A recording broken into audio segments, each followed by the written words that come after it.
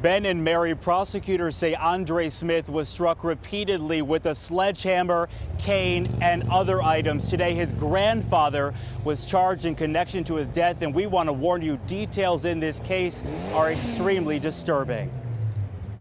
His cries wasn't heard, and now he gone. He gone. Baby gone.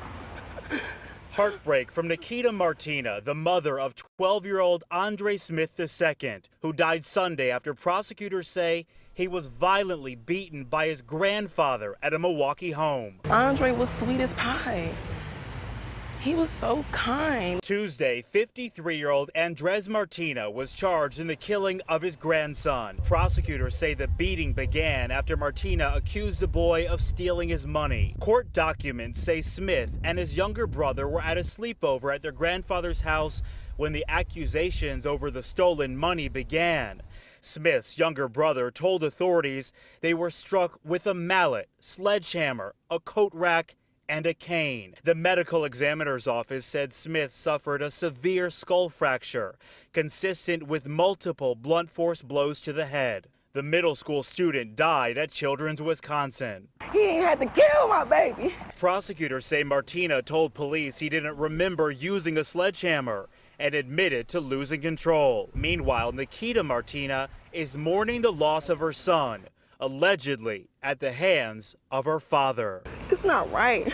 I ain't slept or ate since they called me Sunday morning and said my child was dead. No mother want to get that phone call. He was only 12. Nikita Martina lives in Atlanta and drove up when she heard the news. She told me that she had been working to get custody of her son, and when her father talked to police during an interview, he told them that in 1989 he killed the boy. He also said that this incident lasted more than 5 hours.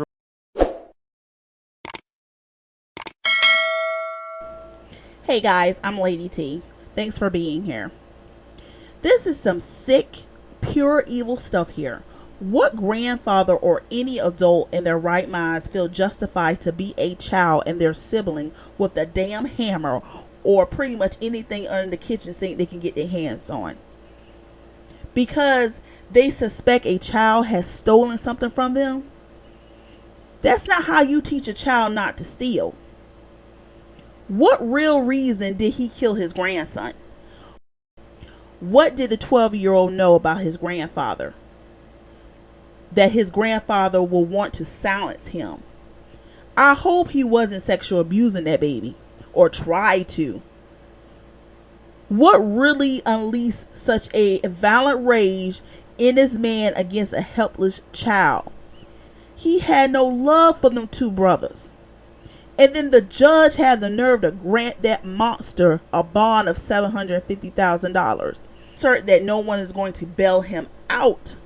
But that monster needs to be sitting in jail until his trial. He tortured those two boys. Let's talk about the grandmother. Now, the grandmother did have custody of the boys. The mother of the boys lives in Atlanta. And of course, the grandmother and the boys live in Milwaukee. Now, Grandma, you left those kids with a man you barely know. And the kids barely know him, who have served time in prison for killing a man. Now, she talking about doing one of the news interviews. She never knew that he will be this violent. Are you effing kidding me, lady? The man already murdered somebody before, for Christ's sakes. You've been in contact with this man off and on since May, and you allowed this monster to watch those kids for an overnight visit. Grandfather or not, he is a damn stranger. He claimed he wanted to get to know the grandkids and buy them school supplies the next day. That's how you get to know them? By beating them? Man, I used to buy school supplies and clothes for my nieces. I didn't need not one of them to stay at my house. My sister gave me their sizes, their likes and their dislikes, and I went shopping. If you wanted to buy them school supplies, they all could have went to the store the next day. You could have gone to Walmart the next day and get uniforms and whatever supplies they need for their classroom. Their kids did not need to stay the night with a stranger.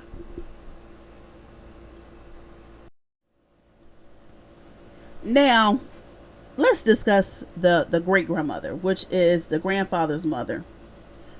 So you mean to tell me she was inside the house the whole time while this beating was happening and couldn't do anything because of her disability?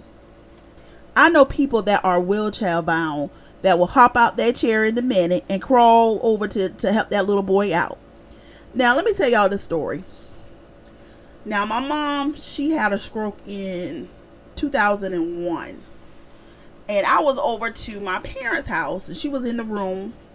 I had a setup in the room. She was watching TV and stuff like that. So I went ahead and took a shower. I fell down in the shower, y'all. I did. I bumped my head. I had a big old gash on my arm or whatever. It was a mess. And you know my mama, she was paralyzed on the left side. She was trying to get up in that bathroom, y'all. I'm not joking. She was pushing she was pushing with that one hand, trying to get me in that bathroom. And yes, she did. She did reach the bathroom and was knocking on it and trying her best to try to get up in that bathroom because I locked the door. I don't know why I locked the door, but I did. And she was trying her best to get in there and stuff to make sure I was okay. And I was like, Mom, I'm fine. I'm fine. Even though I wasn't. I'm fine because I didn't want her to get upset. And she tried her best to get up in there. So you can't tell me, again, my mom was paralyzed. You know, trying to help me out. So you can't tell me this woman couldn't do something. Okay? Now, the grandmama heard all this beating and killing taking place, but couldn't, again, do anything, something. Hit the life alert button, call 911, because many times, you know, I used to do CNA work. I used to sit. A lot of times, a disabled person, they got the life alert right next to them. They got a cell phone right next to them. Just in case they have to make an emergency phone call or receive phone calls from family members or friends. They got the phone right next to them. You know, heck, if she wasn't able to move, scream. Somebody will hear her scream, believe it or not. Someone will hear you scream. Especially if you got these houses that's so close together. Somebody would help. Something. He's beating these kids. Help. Something. Try to do something. Hey, if you can reach off your little, I'm certain she probably got a little table next to her bed or something. Hell, throw something at them. You gonna sit down and watch that? You ain't no better than him. I would have to do something. The grandmother had no relationship with that man, but still decided to leave them kids with him. Stop leaving your kids with just anybody. A blood relationship is not an easy path to be having access to children. You don't leave your kids with people that you don't know or people that you don't know. I don't care if they family or not. Y'all trust people too much these days. You know, as a mother, I do not believe in my child sleeping over to anybody's house. Only people that I trust with my child is my father and my sister. That's the only two that I will allow to watch her. Again, I do not trust people like that.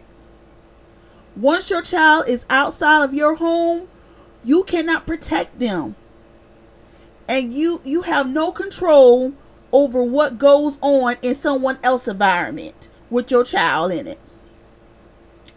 But I know when my child is at her grandfather's house, my daddy, or my sister's house, they don't let everybody get in the house, okay? Or around the kids. I know when she's over there, she is safe. Because, baby, They don't play that. I also find it strange that once the victim found the money in the cousin room, this monster felon, the grandfather, he continued attacking the poor child. I mean, there's definitely more to this case, y'all, that's going on with this case. I mean, these kids are dying from the abuse meant to be as discipline. I mean, that monster went crazy on a defenseless child. But I bet you he wasn't all that hard when his behind was in the jail once upon a time.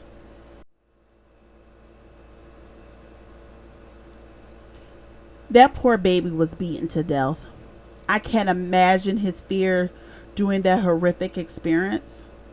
What is wrong with people killing and hurting these babies these days? So much evil in the world. That demonic spirit have taken over people. The devil is truly running rampant on earth now. And I pray they burn that piece of shit in jail. Those kids did not deserve to be born in that family. They did not deserve this. That monster is pure evil. May that precious little boy Andre rest peacefully in heaven, and I pray the younger brother will be able to heal and live a normal life after witnessing and going through something so horrible. Alright guys, that's it. Sorry y'all, my emotions are high right now. Stories like this really upsets me. Please leave your thoughts below and I'll catch you in the next video. Be blessed. Bye.